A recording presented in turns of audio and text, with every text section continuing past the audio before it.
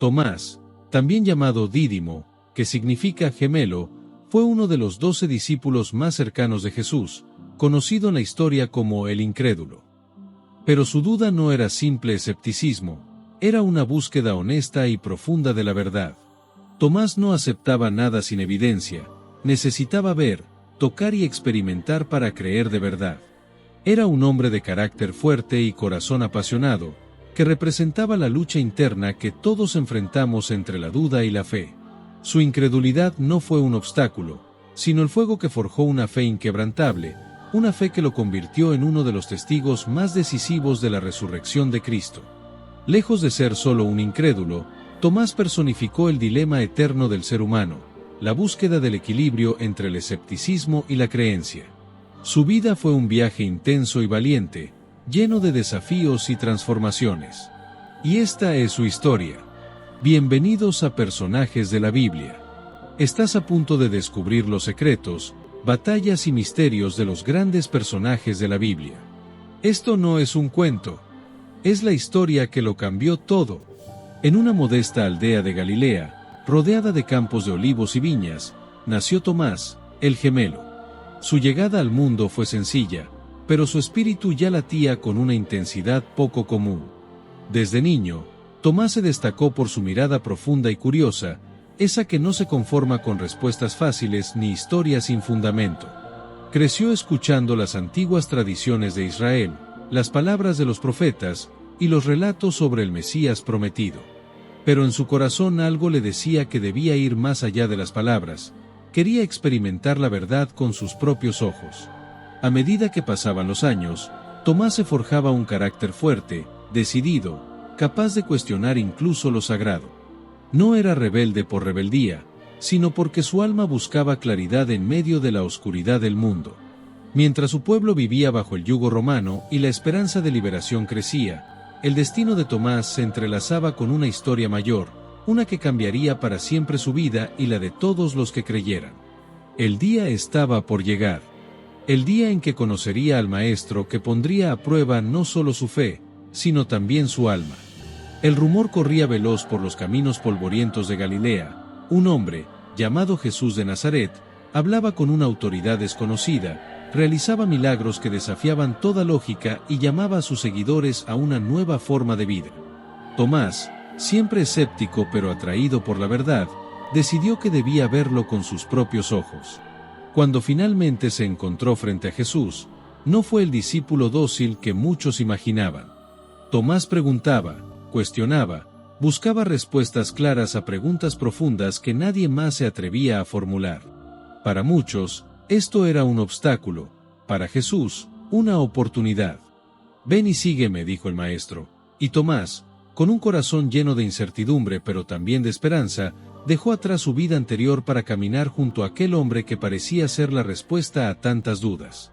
Durante días, Tomás observó y escuchó.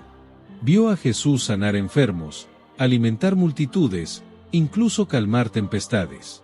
Pero en su interior, la pregunta persistía: ¿podría realmente ser él el Mesías prometido? ¿O sería solo un hombre más con palabras bonitas?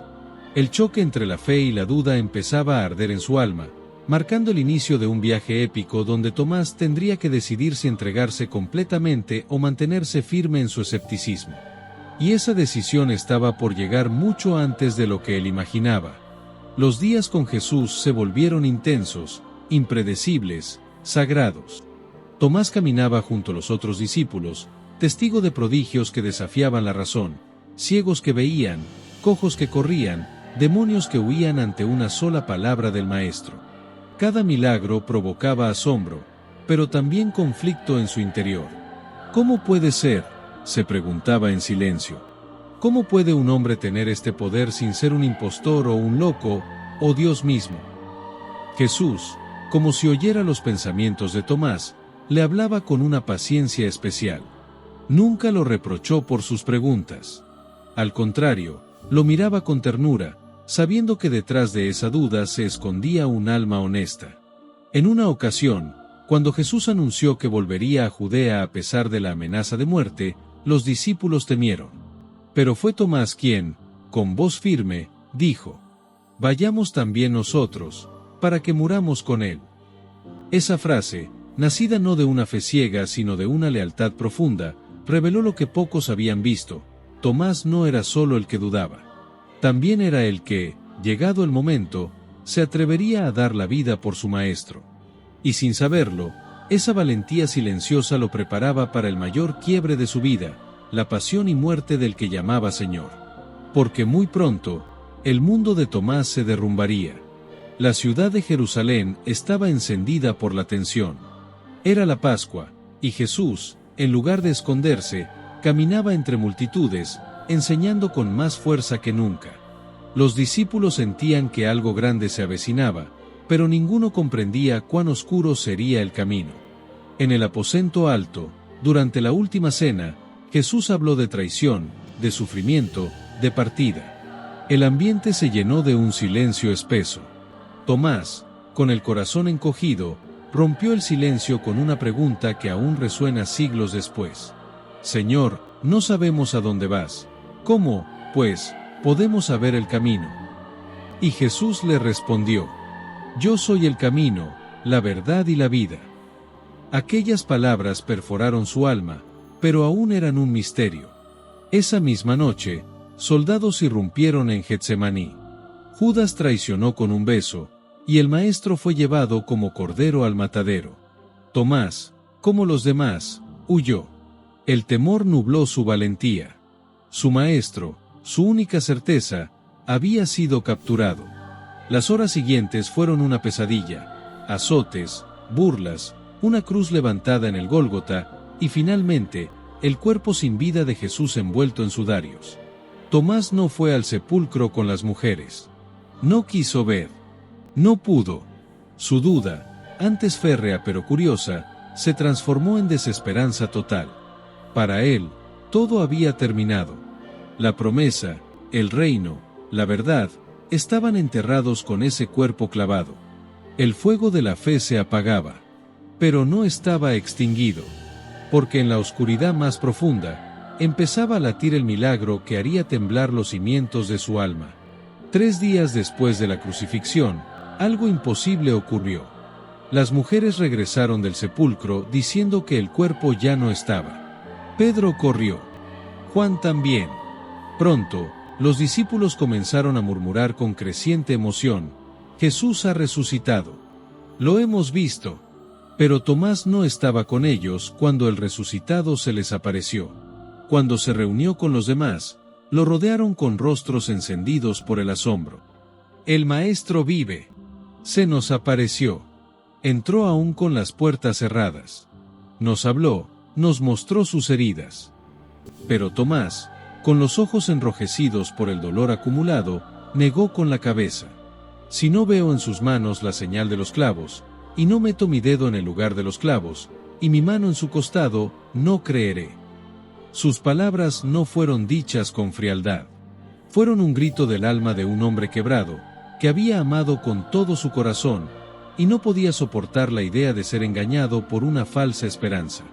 Durante 8 largos días, Tomás vivió entre la tensión de la esperanza ajena y la muerte de su propia fe.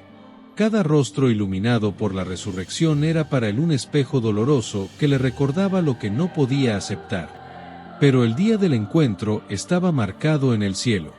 Y en un instante que haría historia, la incredulidad encontraría su redención.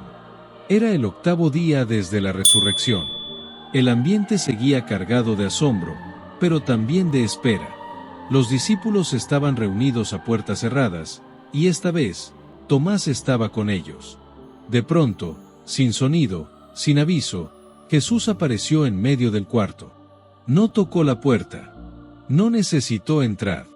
Simplemente estaba allí. Vivo. Glorioso. Paz en el rostro. Lleno de luz. Todos quedaron en silencio. Tomás apenas respiraba. El maestro volvió su mirada directamente hacia él.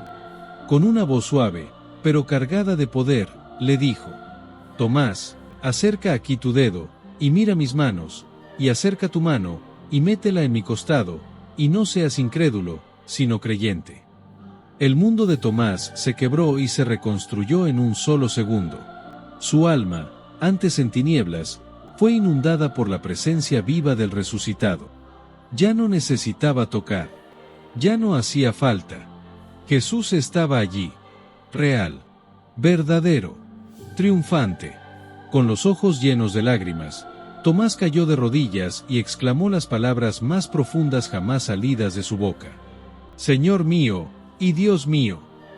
Ya no era el Tomás escéptico. No era el Tomás que preguntaba. Era el hombre transformado por una verdad que ningún argumento podía negar. Había visto al Rey venciendo la muerte. Y su corazón, que antes dudaba, ahora ardía como llama eterna. Jesús le respondió con una sonrisa enigmática. Porque me has visto, has creído, bienaventurados los que no vieron y creyeron. Ese día, Tomás no solo creyó. Fue enviado. Un fuego nuevo nacía en él, y lo llevaría mucho más lejos de lo que jamás imaginó.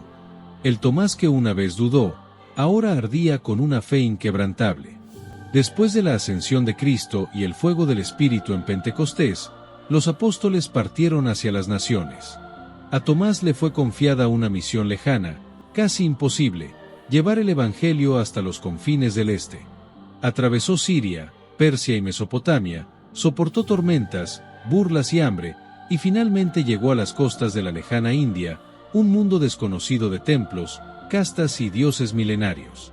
Allí, predicó a los pobres y a los sabios, confrontó la idolatría con humildad, y con sus propias manos levantó las primeras comunidades cristianas. Con el tiempo, los creyentes fueron creciendo. Entre ellos, una mujer de corazón noble, una conversión poderosa, marcada por sanidad y milagro, se convirtió en su compañera de vida. No está escrito su nombre en los libros sagrados, pero en su mirada Tomás halló descanso. Ella fue su hogar en tierra extranjera. Aunque no tuvieron hijos de sangre, su familia se multiplicaba en espíritu. Llamaba hijos a los huérfanos que adoptaba, a los enfermos que sanaba, a los hombres y mujeres que dejaban los ídolos para seguir al Dios vivo. Vivía con sencillez, en una choza junto a la iglesia que él mismo había construido, y nunca pidió nada para sí.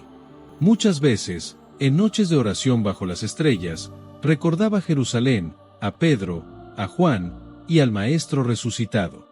A veces lloraba. No por nostalgia, sino por gratitud.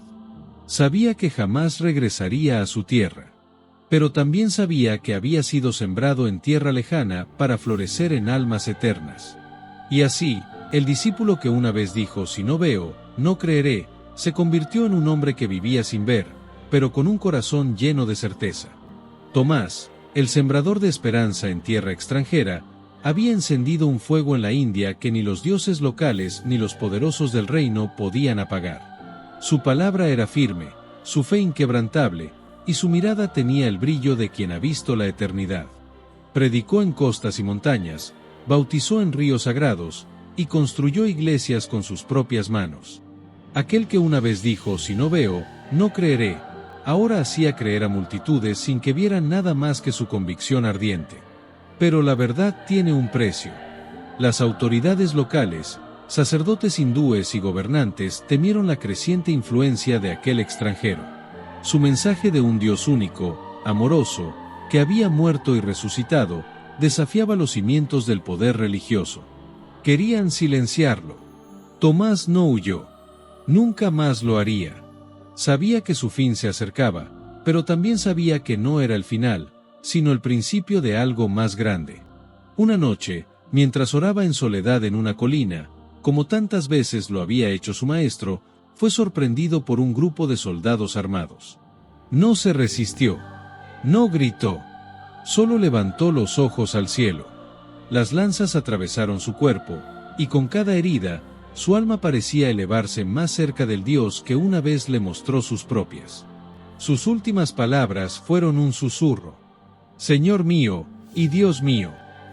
El discípulo que dudó, murió creyendo más que nadie.